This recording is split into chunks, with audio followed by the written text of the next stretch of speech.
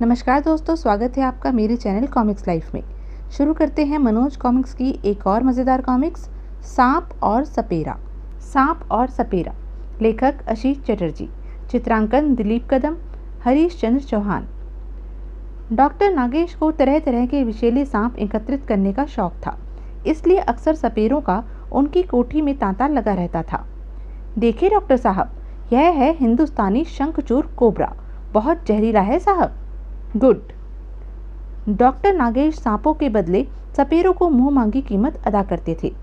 यह लो तुम्हारे सांपों की कीमत, आपस में बांट लेना। बहुत बहुत शुक्रिया डॉक्टर साहब, भगवान आपको लंबी उम्र दे। सांपों को एकत्रित करने का शौक डॉक्टर नागेश के लिए काफ़ी महंगा सिद्ध हुआ। धीरे धीरे उनकी माली हालत इतनी खराब हो गई कि उनकी सामाजिक प्रतिष्ठा तक दांव पर लग गई। सॉरी डॉक्टर नागेश, मैं अब और इंतज़ार नहीं कर सकता, मुझे मेरा रुपया चाहिए। सेठ जी, मैं बहुत शर्मिंदा हूँ, विश्वास कीजिए मैं आपको धोखा नहीं दे रहा, मुझे थोड़ा समय और दे दीजिए। समय तो मैं दे दूँ डॉक्टर नागेश, पर समझ में नहीं आता तुम मेरा रुपया अदा कहाँ से करोगे। सारा रुपया तो तुमने सांपों को खरीद कर जमा करने में उड़ा दिया है। ये सांप तुम्हारा कोई फ़ायदा तो करने से रहे। फ़ायदा? अब तो तुम्हें मेरा कर्ज चुकाने के लिए या तो अपनी कोठी बेचनी पड़ेगी या फिर गिरवी रखनी पड़ेगी। ऐसी नौबत नहीं आएगी सेठ जी। तो फिर तुम क्या करोगे डॉक्टर? वही जो आज तक नहीं किया। ठीक है, तुम जो जी में आए करो, पर मुझे मेरा रुपया 6 महीने के अंदर मिल जाना चाहिए, वरना मजबूरन मुझे अदालत की शरण लेनी पड़ेगी। इसकी नौबत नहीं आएगी सेठ जी। सेठ मुंह बनाता हुआ वहाँ से चला गया। सेठ के जाने के तुरंत बाद डॉक्टर नागेश ने अपने एक मित्र डॉक्टर मेहरा को फ़ोन किया और बोला, मेहरा, तुमने एक बार कहा था तुम्हारी मेडिसिन रिसर्च लैब को सांपों के जहर की आवश्यकता है। हाँ, मैंने तुम्हें सलाह भी दी थी कि अगर तुम अपने सांपों का जहर एकत्रित कर हमें सप्लाई करो तो तुम्हें अच्छी आमदनी हो सकती है, पर तुमने कोई जवाब नहीं दिया, इसलिए मैंने तुम्हें फ़ोन किया है मेहरा। इन दिनों मुझे पैसों की बहुत ज़रूरत है। यानी तुम तैयार हो? हाँ। गुड, देर से ही सही, पर अब तुमने दुरुस्त फैसला किया है। और फिर डॉक्टर नागेश ने नियमित रूप से सांपों के जहर की supply Mehra medicine research lab को करनी शुरू कर दी। धीरे धीरे डॉक्टर नागेश की माली हालत सुधरने लगी और एक दिन वह आया कि डॉक्टर नागेश का शौक उनका व्यवसाय बन गया। उन्होंने अपनी कोठी को सर्पेटोरियम का रूप दे दिया। रोज सैकड़ों की संख्या में दर्शक उनके सर्पेटोरियम को देखने आने लगे।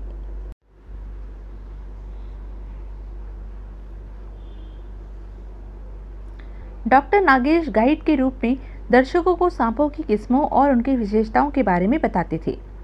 हर सांप जहरीला नहीं होता, कुछ जहरीले तो होते हैं, पर इतने नहीं कि इंसान मर जाए, परंतु कुछ इतने जहरीले होते हैं कि उनका कांटा बड़ी मुश्किल से बच पाता है। पर सांप इंसान को तभी काटता है जब उसे उससे खतरा महसूस होता है। वैसे सांप का प्रिय भोजन मेंढक और चूहे है। डॉक्टर साहब, आपने हमें सांपों के बारे में बहुत कुछ बताया, अब सांपों की उम्र के बारे में भी कुछ बताइए। सांपों की उम्र का सही अंदाज़ा लगाना मुश्किल है, लेकिन अमूमन सांप की उम्र 35 साल आगे गई है। कई सांप 100 साल से ज़्यादा भी जी जाते हैं। सुना है 100 साल से ज़्यादा जीने वाले सांप इच्छाधारी सर्प कहलाते हैं। वे अपनी मर्जी से जैसा चाहे रूप धर सकते हैं। बचपन में ऐसी कहानियाँ मैंने भी पढ़ी हैं, पर ऐसा सांप मैंने अपने जीवन में आज तक देखा नहीं है। जिस दिन देखूंगा उस दिन आपको आपके सवाल का सही जवाब दे सकूंगा। हा हा हा हा, ही। इस तरह डॉक्टर नागेश लोगों की सांपों के प्रति जिज्ञासा शांत करते हुए स्वयं भी जिज्ञासु हो उठते थे। क्या सचमुच इच्छाधारी सांपों का अस्तित्व कभी पृथ्वी पर था? अगर था तो अब क्यों नहीं? तब इच्छाधारी सांपों के बारे में जानकारी हासिल करने के लिए डॉक्टर नागेश ने पुस्तकें पढ़नी शुरू कर दी। और फिर एक विदेशी शिकारी की आत्मस्मरण पर लिखी पुस्तक पढ़ते हुए डॉक्टर नागेश की नज़र एक पन्ने पर अटक कर रह गई। ओह, अरुणाचल के जंगल में 15 फुट लंबा नाग? असंभव।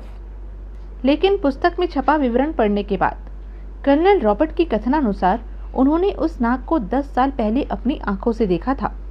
अगर वह नाग अब भी जिंदा है तो उसकी लंबाई 20-22 फुट से कम नहीं होगी।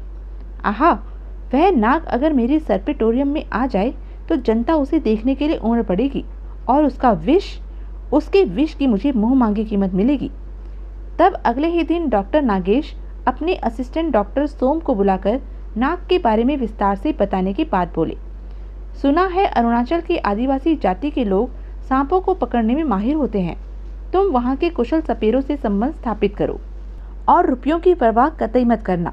जो भी उस नाग को पकड़कर हमारी सुपुर्द करेगा, हम उसे मुँहमांगी कीमत देंगे।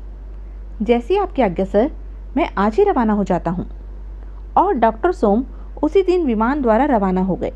एयरपोर्ट से गंतव्य स्थान तक पहुँचने के लिए उन्होंने जीप किराए पर ले ली।